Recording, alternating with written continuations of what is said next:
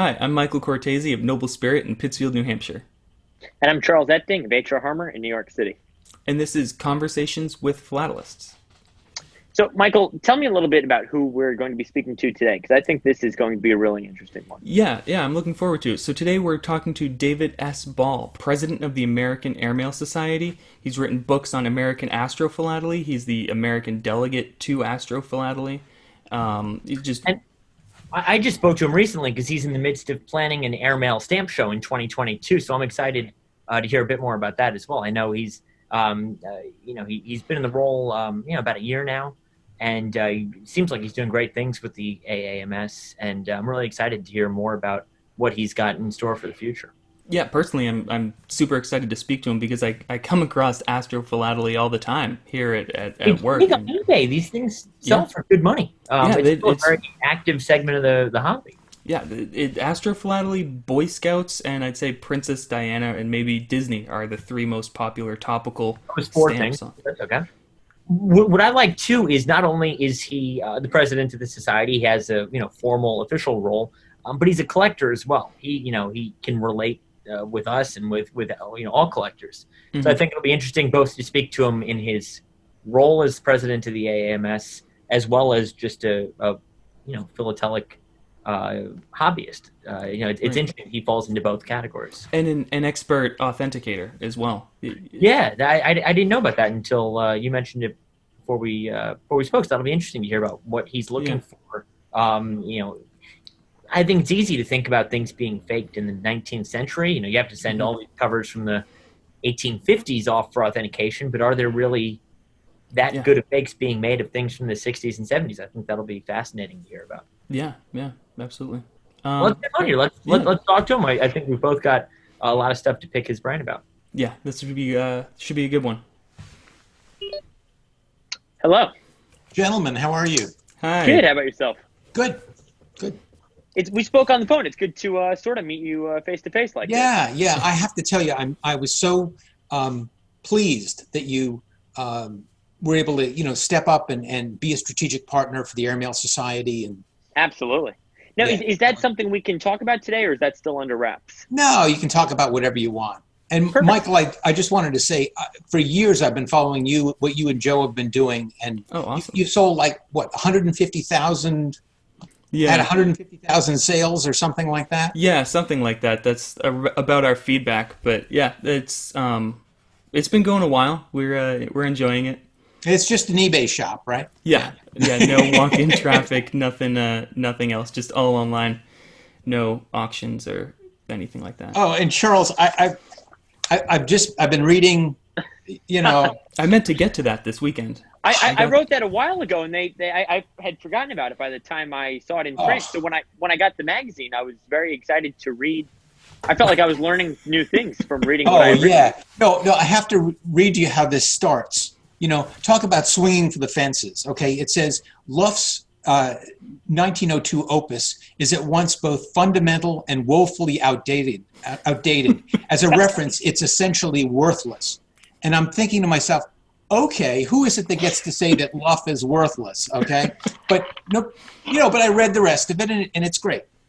And I have great respect for me. I have a cover. No, I know you from do. I think it's from the 1913 Paris Philatelic exhibition addressed to Luff.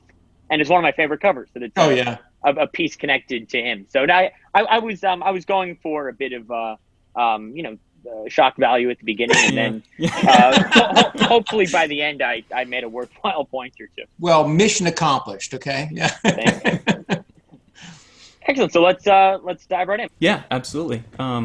It's great to meet you. I don't think we've ever met before. I don't know that we have, but, Yeah. but you're in my neighborhood. I'm with the Northeast Federation of Stamp Clubs, and so you're in my area. I need to come and visit.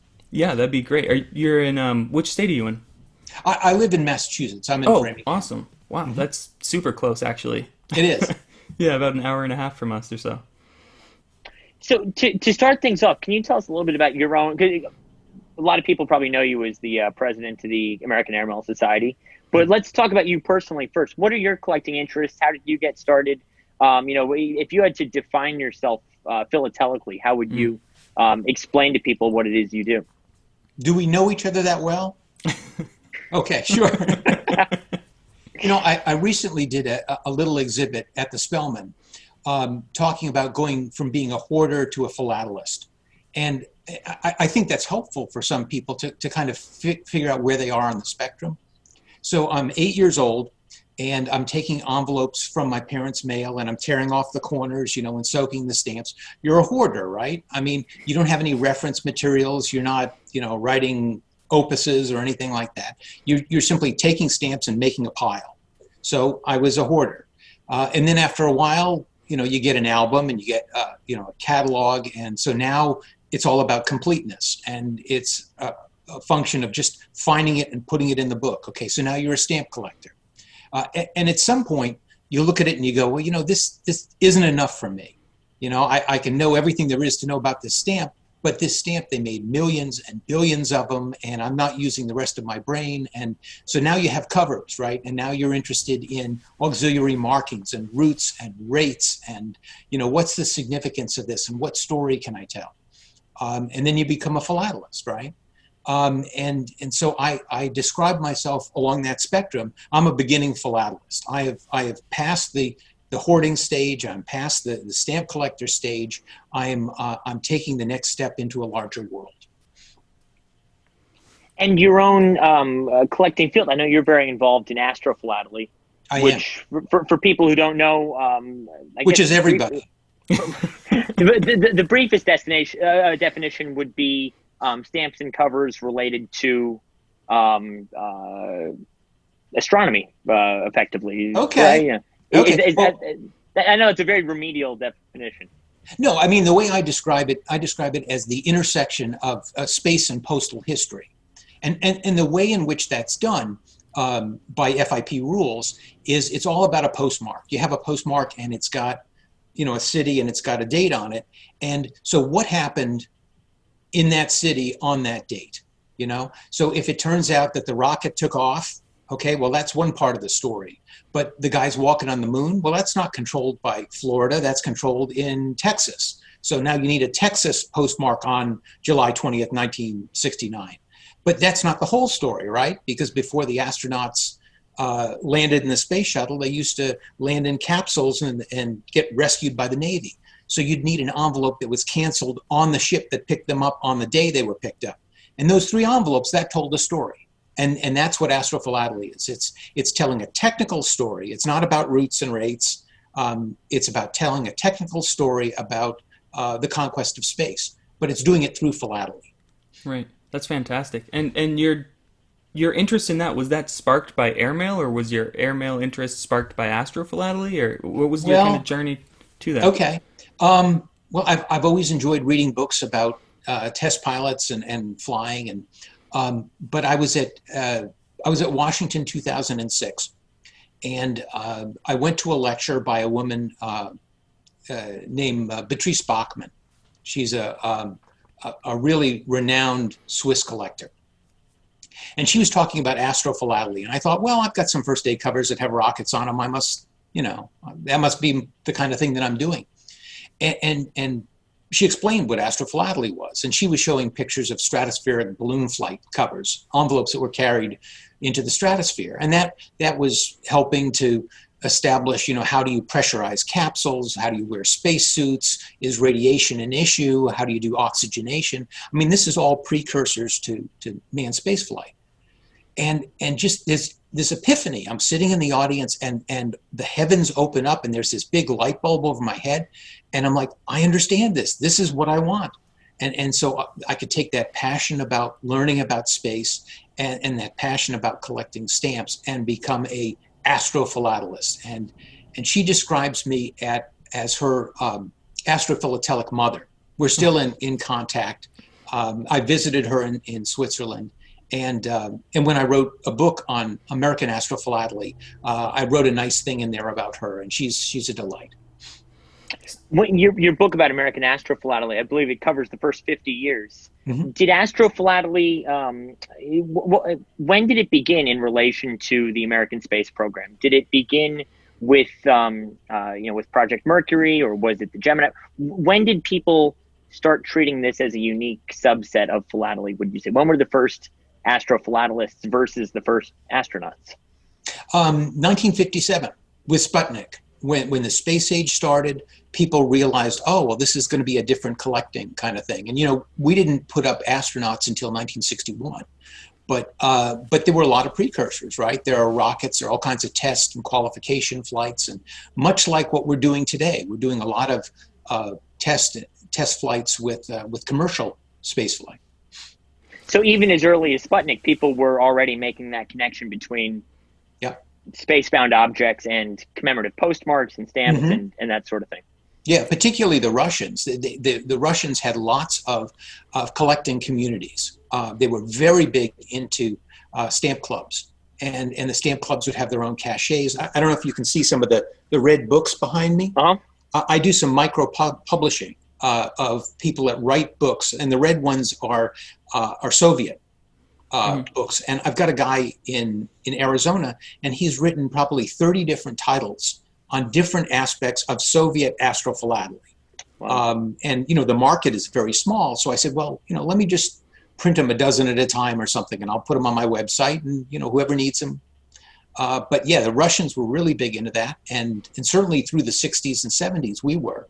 And then we had this long hiatus because, you know, we had the space shuttle, and it really didn't go anywhere interesting. It's 135 times around, you know, going up into orbit. I mean, how exciting is that? I mean, for me, I remember I was 10 years old, and we were going to the moon. And I'm sitting there, it's 10 o'clock at night, we're sitting in the kitchen watching the black and white TV, you know, the one that's on the rollers with the rabbit ears, and you know, there's no such thing as a remote, you have to turn the dial. And I remember that at that time, my life was going to be divided between what happened before we walked on the moon and after. And for many years after, people would say, you know, we can put a man on the moon, but we can't, I don't know, get the garbage collected on time or something like that. Whatever it was, that was the high watermark. And what we discovered about ourselves is that things that we thought were impossible were too much for us to do. If we had the collective will, we could do it. So I always see, it's quite a popular topic. I always see Russia and the U.S. for astrophilately, and in my experience here selling material, but I always come across more American astrophilately hand-signed by actual astronauts, or at least auto-pen signed, anything like that. But I don't come across too many Russian astrophilately auto-penned or actually hand-signed. Is there just as much, and we're just not seeing it, or I'm not seeing it personally, or was that just a difference in the way they revered their astronauts? Well, first of all, there are no auto pens. Okay. In Russia. I mean, there are in the United States. Right. So if you see an autograph on a cover, it's either a forgery or it's genuine. They generally don't print. They don't use rubber stamps. They don't use auto pens. So it's signed. It's signed by somebody. Probably explains why I haven't seen one. Well, I don't know. Yeah. I don't know if there's like a larger percentage that they sign or not. A lot of people, and I just noticed this going through countless collections or talking to collectors, for a lot of people, the Project Mercury stamp and the moon landing stamps were what got them into collecting, or that's the stamp that mom went and bought a sheet of it to put away that we could cash in on someday. And I would imagine that those two stamp issues in particular, or the joint issue with Russia for the, I'm not good at pronouncing it. Soyuz. Yeah. Yep. These are issues that really captivated people and really got people excited about stamp collecting. And I think it's interesting that even today, I remember when there was at New York 2016, they did the Planet series, and even the Eclipse stamp a couple of years ago with the gimmick where the that was great. Yeah. And I think it's interesting that it's still these space related stamps that are. I heard so many non-collectors getting excited about the disappearing ink on the Eclipse stamp. What do you think it is? Again, when you go back to the 60s and 70s, these are arguably the most iconic U.S. stamp issues of the 1960s, are tied in with our milestones in space travel. What is it you think that creates that natural link between philately and space travel? I don't know. you know, the one you didn't mention, you mentioned Mercury and Apollo, but I started collecting in 1967 when I was 8. And virtually the first thing that came out was the first U.S. Attenant, which was the Gemini, you know, the guy floating outside the capsule. Right. That's my favorite, absolute favorite. So, yeah, and the guy that designed that one, Paul Calley, also designed the landing on the moon stamp. And there's a great story with that as well, because they took the die for the man on the moon stamp and they took it to the moon. Oh, wow. Before they printed the stamp. So. Huh. Wow. Didn't know that. So your role these days as president of the American Airmail Society, you know, I'm sure a lot of people listening will be members, but a lot of people might not be members. Can you talk a little bit about what it is? Because the Airmail Society encompasses a lot of things. Oh, from the early contract airmail routes to, you know, if you're an astrophilatelist, that's part of aerophilately, technically, I would say. Well, not by FIP rules, but yeah. No, I mean, it's interesting because with the Airmail Society, we, for example, we cover rocket mail, which is part of Astrophilately. So there is some crossover. And again, you've got everything from the early Pioneer flights all the way up through the Concorde flights and everything. Yep. So can you talk about sort of the state of the American Airmail Society today? You know, you put out a great journal. You've got a great editor for the journal.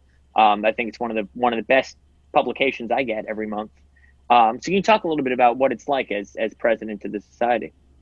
Well, thank you. I appreciate the compliment. I mean, Vicky does wonderful work, and we have a new editor for the catalog, Matt Heller, and what you see coming out of his shop is going to be just tremendous.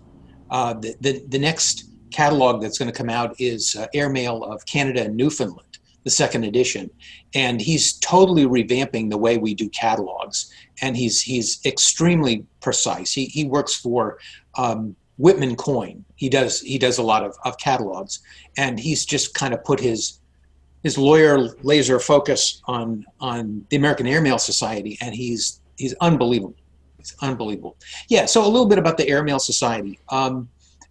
I think I came to it late. I've been a member for many years, but I ran to be a director because I was interested in polar aviation.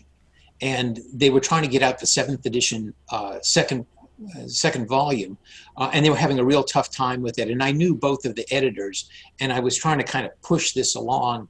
And so I joined as an officer, and then the president asked, he needed a vice president, and he says, well, you know, we're both Air Force guys. How about being my wingman? And I said, well, you know, what's involved? He says, nothing. He says, you have nothing to do. He says, you know, if I drop dead one day, you're in charge. That's it. Well, that's what happened. That's what happened. Lee Downer was a tremendous leader and a good friend, and he passed away very quickly. And he made some wonderful changes in the Airmail Society, and my job is to continue that as that wingman. And so for the past year, I've been in that role for maybe a year. I've been trying to focus on a couple of things. One is membership. You know, also shows. You know, we've got a show planned, Airphilately 2022, which is the American Airmail Society with the American Philatelic Society. And so the first thing I do is I get on the phone and I call H.R. Harmer and I turn him upside down and I hold his ankles and I shake. And I said, you know, that was a rough conversation. Well, you know, you fought valiantly, and I have to give you that. But you were tremendous. You know, I'm girding for this tough fight, and you said, no, I get it. You know, these are our dedicated collectors, and you know, my role is to supply material to exhibitors, and you know, we want to partner with you. So thank you for doing that. We were so, and what we spoke about when we had that conversation, we were so impressed by the Confederate Stamp Alliance show. Oh yeah, about this time last year, which Pat was also Kaufman. held in. That was also held in Bellefonte, and that was one of these dedicated shows where it is one society, and all of the exhibits and all of the dealers and all of the talks are, you know, very focused on one subject. And I think shows like that are a huge part of the future of the hobby. Yeah, you it's know, going to be the same model. And a general show is great when there's a talk about, Zeppelins, and then a talk about CSA, and then a talk about Switzerland or whatnot. But when you can go for 2-3 days and be fully immersed in one subject, when you brought up the idea of an airmail show, and I know before I joined the hobby, there were a couple of successful airmail shows, I believe. Yeah, and, in 07 and 14. Yeah. Right before I joined up. But those sound so successful. We're excited for what's coming in 2022. Is there anything else you can tell people to sort of whet their appetite? Well, Steve Reinhardt's doing that. And actually, since we're talking about Airmail Society, I wanted to just tell you about a fun thing that happened this past week. There was a recreation of the 100th anniversary of the first transcontinental airmail. So, Michael, you mentioned this when we were chatting a little bit ago. Yeah, I hadn't heard about this yet. Well, it was kind of, it wasn't well publicized, but I heard from someone who said, oh, you should contact this organizer. And Bill Moore had put together something called Airmail 100. And he said, well, why don't we get a bunch of commercial aviation, pilots to recreate the flight from Mineola to San Francisco. So they get like 16 pilots. They're all going to fly from the little airports that they used to fly from in the 1920s, and we'll carry some souvenir mail. And they did it, and it was wonderful. And I said, oh, well, we have to be in on that act. We have to, the American Airmail Society has to be involved. So we had Steve Reinhardt, who was a previous president of the American Philatelic Society, and he's the treasurer of AAMS. He handled gave the ceremonial bag, of mail to the first pilot, and the first pilot was Christopher Fries, who's a member of our society, and so he flew the first flag and flew to Bellefonte, So it was cool. It was very cool. Wow. Yeah, I saw that on the APS website, and I was gonna mention that. So you were the previous executive director to the Spellman Museum. That's right. Right before Joe Mullen. How long were you in that position? I was there probably a little more than a year. But I heard that if you get to be a guest on your show, that you get to recommend someone to be on the show in the future. Is that true? Okay, yeah. Let's start that now. Good. There's a guy who I would love to hear an interview with, and it's Yamil Khoury. Okay, absolutely. Yeah. Yeah, so he'd be fantastic. Yeah, he's the chairman of the Spellman, and a very accomplished author and exhibitor and international judge, and he's unbelievable. Mm-hmm. And one of the big driving forces behind Boston 2026 as well. Yes. So by all means, when you get around to it, please invite him. Yeah, absolutely. We'll reach out and to him. He's just a super nice guy too, in addition to being so accomplished. Yeah. So something that I wonder, there's been a lot of interest in space flight with companies like Tesla. Everyone hears about Tesla and SpaceX, I guess is the actual.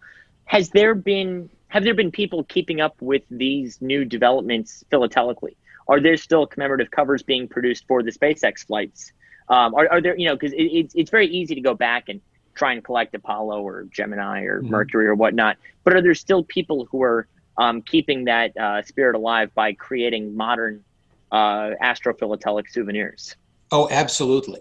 Every single flight, there are numerous servicers, who are creating caches and getting the postmarks and things like that.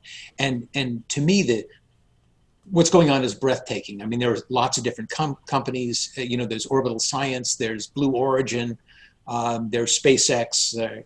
Boeing is doing their thing, and I can't keep track of all that stuff. And I just know that when the dust settles, I'm going to go back and say, okay, I need that cover and that cover and that cover.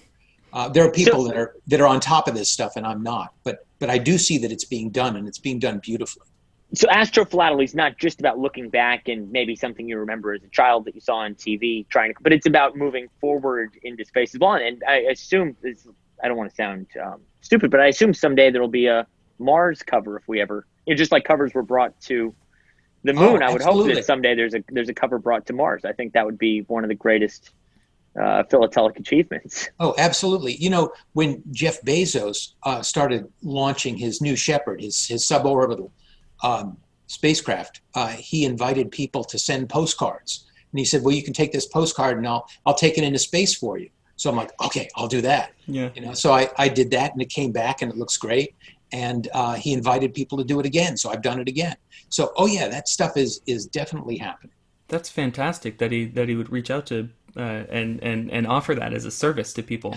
Well, and he's doing it primarily as an educational thing for Yeah. kids. One of the things that I do, I'm a volunteer educator with JPL, with NASA. I'm called a solar system ambassador, which means that my purview is quite large. It's a lot bigger than this planet. It's almost the size of my ego. And so I sent in a postcard, and on the face of the postcard is my business card as a solar system ambassador. So, it shows all of the planets and stuff like that. So speaking of your relationship with NASA, you're the only expert on this kind of astrophilately. You had mentioned that you were the only accredited expert allowed to authenticate material for astrophilately? Yeah. Authentication is an interesting field in and of itself. Now, APS has an expertising service, and they have maybe 200 people who they can call on to review and give opinions. And I'm the only person that does that for astrophilately. And it's such a small niche that they're not beating down the door. Mm-hmm. But over the years, I've got a lot of references and seen a lot of stuff, and it continues to amaze me how large auction houses will put up material that is absolutely fake, and I'll be beaten on the door and I'll say, this is a fake, and if it's a reputable firm, they'll pull it. And if not, they'll say, well, we really don't know. And it's like, well, okay, you really don't know. So what does that entail? Is that the autographs as well, or what are you looking for? Is it just because your collection or your references that you have is so large that all of these things can't really be that unique, so you at least have a copy or a photo of what it should look like, or well, how does that process work for you? Yeah, so you're asking what is it that I'm actually evaluating, right? Because it's not really a stamp, Yeah. and I can certainly give an opinion about an autograph, Mm-hmm. although I don't see myself as an expert on autographs. No, I think evaluating astrophilately is really about evaluating the postmark. Okay. There are fraudulent postmarks, and there are fraudulent ones being made today. There's someone on eBay that is producing fraudulent postmarks, and I contacted the Postal Service and I said, you know what, this is a violation of the law. In the same way that you can't create U.S. postage stamps, you can't create U.S. postage stamp postmarks either, and they're doing it, and I have evidence of it, and it's a crime, and post office isn't interested. But to answer your question, there are a number of cancels that are either backdated, or they're fraudulent, or they are rare. I mean, there are some. Take Gemini 2. So in the second Gemini flight, which was January 19th, 1965, you either see that as a machine cancel or as a hand cancel. Well, one of them is very common, the other is very rare. Well, being an astrophilatelist, that has some value, and being able to bring that to the expertising committee is useful. So I'm going to ask you another question now that I'm a little naive on this. The signatures that come from the astronauts for the canceled covers, do they sign those before they take off or after they've returned? Can be either way. Okay. I had an envelope from one of the shuttle flights, and it had all the autographs on it, but it was missing one, David Lowe. And I thought, oh, well, maybe I'll send it to Houston and see if he'll sign it. So I called up NASA and got the the astronaut office. And I said, if I send this envelope, would you ask the astronaut to autograph it and send it back to me? And she said, I'm sorry, Dr. Lowe isn't on the planet right now, but when he gets back, he'll sign it for you. So it's he a did. great out of the office message. That was great. Yeah. Yeah. Like an automatic email response. I'm sorry, I'm not Right. on the planet right now. Yeah, with a little GPS signal of where in space he is. Yeah. That's fantastic.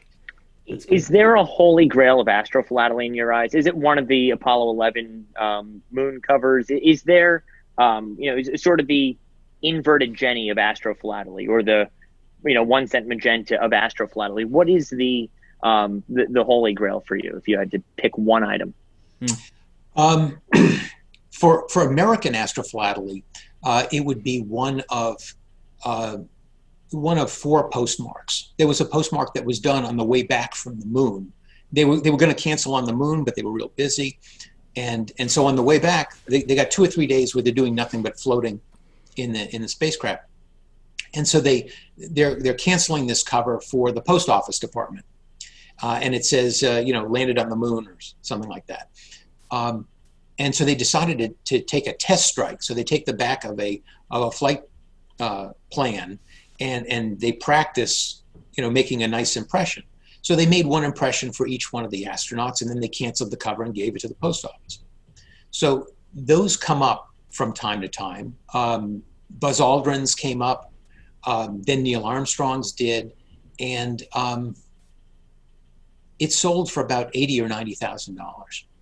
So when you think about it, this is a cancellation that was made in 1969. It has no stamp. It has no envelope. It has no autograph. It never was mailed anywhere.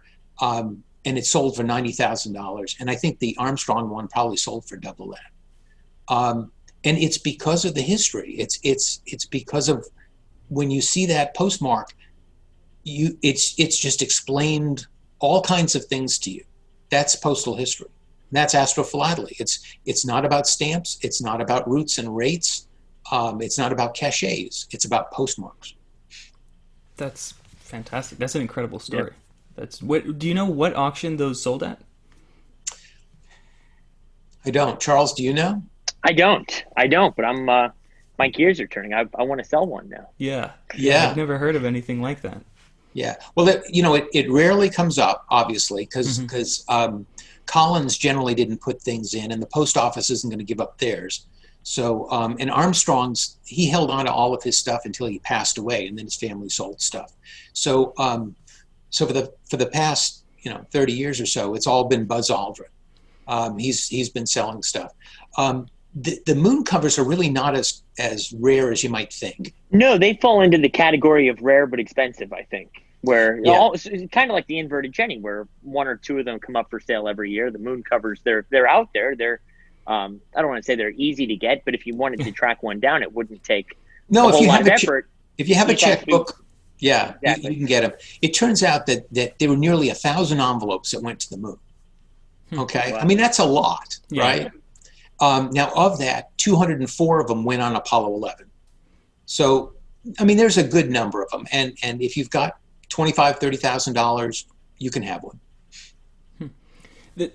So you said Buzz Aldrin's items are coming up for sale. Are any of these astronauts astrophilatelists as well, or are they just holding on to these items because they hold significance for themselves? Mostly the latter. Yeah. A number of years ago, there was some bad wildfires in California, which I guess is, that's what's happening now too. And there was a report in the paper that Buzz Aldrin had called his wife, and she was scrambling at the house. The fires are licking at the building, and he says, "Save the space covers." That was a thing. So these guys, they recognized the philatelic value, the economic value associated with it. And there are collectors. Henry Hartsfield, one of the early shuttle astronauts, was a stamp collector. Fred Heinz. There were several, but virtually every astronaut has space covers, and it's because somebody gave it to them or because they know they're valuable. And you could also make a case that interest in our space program peaked more or less with interest in philately in America. I maybe philately a little bit earlier, but stamp collecting was still very much a cultural force at the time. Everyone was gathered around their TVs in 1969 watching the moon landing. They sort of coincided with one another. Those are two great pop cultural phenomena going on at the same time. And I wouldn't be surprised if, even if they weren't dedicated collectors, they probably just appreciated the importance of a cover that was taken to the moon or a cover that was postmarked at, Cape Canaveral or whatever. That's right. Yeah. Fascinating. So we've got the show coming up in 2022. I'd imagine the American Airmail catalog, there's always revisions of one volume or another going on at the same time. As soon as you finish the set, they probably, you start back with volume one again. What else can people expect in terms of the Airmail Society moving forward? What direction do you think the society is heading? Obviously, membership is on everyone's mind, but where do you see the Airmail Society in the future? Well, first of all, let me speak about the catalog for a moment. We've been publishing the catalog since 1935. And so it's currently in the 7th edition. We've put out 3 volumes in the 7th edition. And when I came on board, I'm like, okay, let's see, my job is to get the 4th volume and the 5th volume and the 8th edition. But when we put Matt Heller behind the wheel, he's got very different ideas. And I'm very excited with it. What he said is, what we've done in the past is we've taken all of the collecting areas, and I counted them up. There are 47 of them. So, maybe you're a contract airmail, a CAM collector, or you collect catapult, or you collect glider mail, or rocket mail, or government flights, or Pioneer, or First Flight US, or there are 47 of these areas.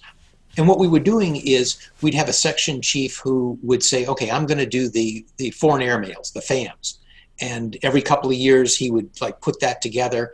And let's see, that was pretty big. So we're going to need a couple of skinny ones to go in with it. And you'd have 4 or 5 subjects that people didn't really collect those kinds of different things, but that's what was in the book. And we would publish that. And so when we had a critical mass, we'd go ahead and ship it to the publisher. What Matt says is, that's made things very disjointed. The catalog numbers don't coincide. The values are all off. There's a lot of inconsistencies. I think certain sections were dropped from year to year, which means that we have to keep our 5th edition because that's the only edition that has whatever subject. So it's interesting to hear what was going on internally because I never understood the rhyme or reason behind it. Well, nobody understood, but Matt has had the. I don't know if it's temerity or bravery or whatever it is to tackle this. And he says, no, we're going to do this right. He says, what we're going to do is going forward, it's all going to be called the American Airmail Society Catalog of Glider Mail, whatever. And we're going to produce it. And it is going to be self-contained. And it's going to be small enough that you can carry it around to a stamp show. And it's all going to look the same, and it's going to look good on your bookcase. And he's absolutely right. And he started with the American Airmail of Canada and Newfoundland because that one. So this is the new one coming out. This will be the first in the new style. Right. And I'm trying to push them to get it done by the end of the year.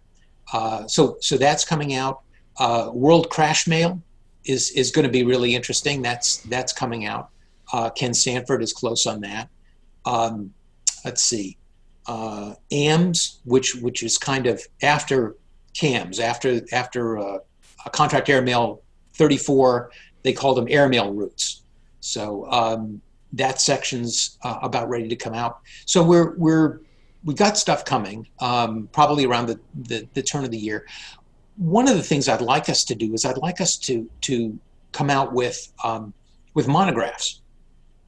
Come up with smaller subjects that maybe don't have to be something that you continue to reproduce, but something that takes the richness of the research that's being done in aerophilately and puts it on your shelf. We're also working on a database, which I'm very excited about. The idea that you could have a cover in front of you and you'd say, okay, I don't understand this cover. Is this the right rate? Is this the right route? What would the catalog number of this be? What is this cover worth? And I'm not exactly sure all the things that the database is going to be able to do. But we're in the process of aligning what's happening on the website, and we just changed the website. We went from a legacy platform to WordPress, which is something that we can maintain ourselves.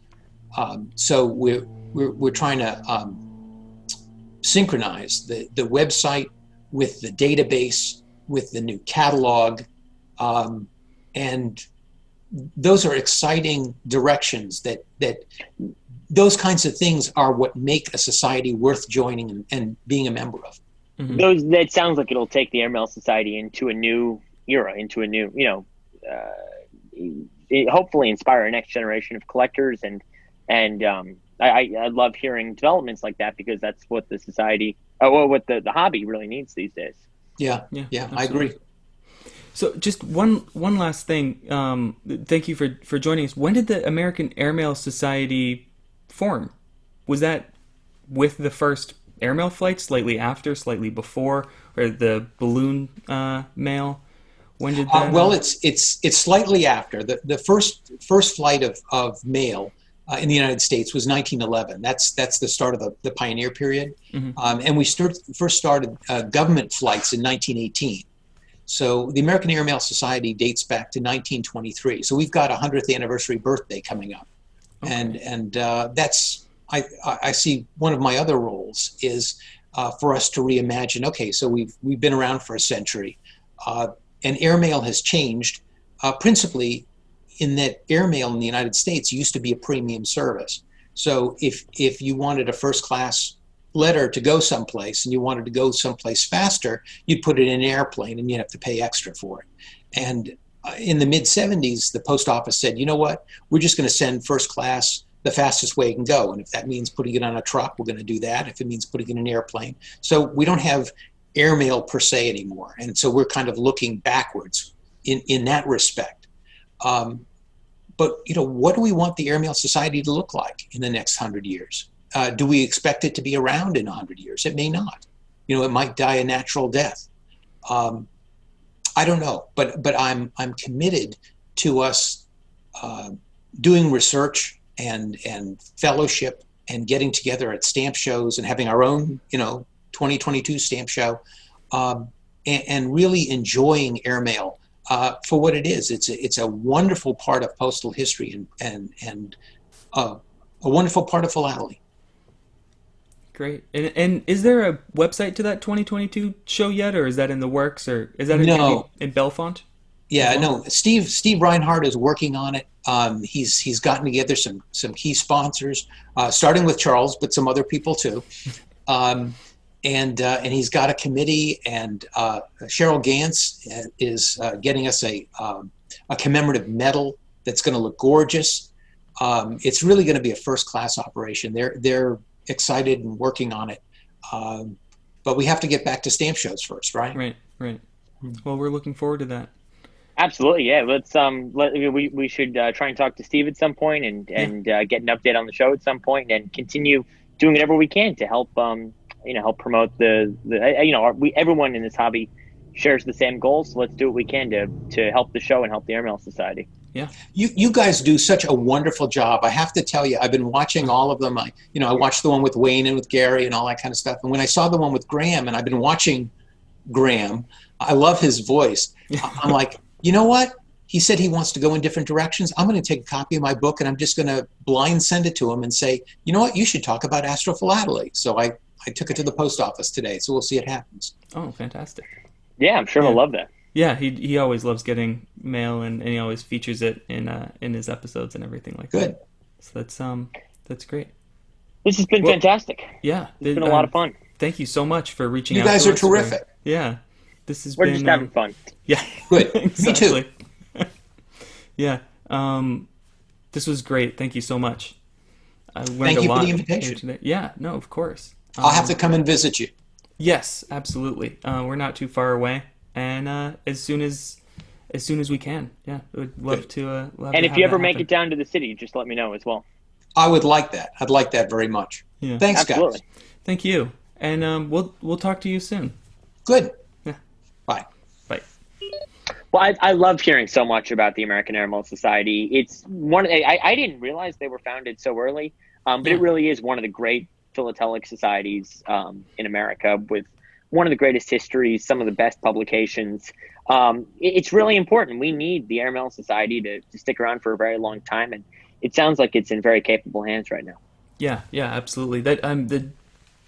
I loved hearing about all that astrophilately. I mean, I think it's fascinating. On the one, I don't know about you, but sometimes I think, well, it's modern, or it's, I don't want to use the word contrived. It sounds bad, but it's difficult for us to, we didn't really grow up with space travel. We didn't get to idolize astronauts or anything like the generation before us did, like our parents did. Right. So I think it's interesting to hear about somebody who grew up watching all of these moon landings and space launches on TV firsthand.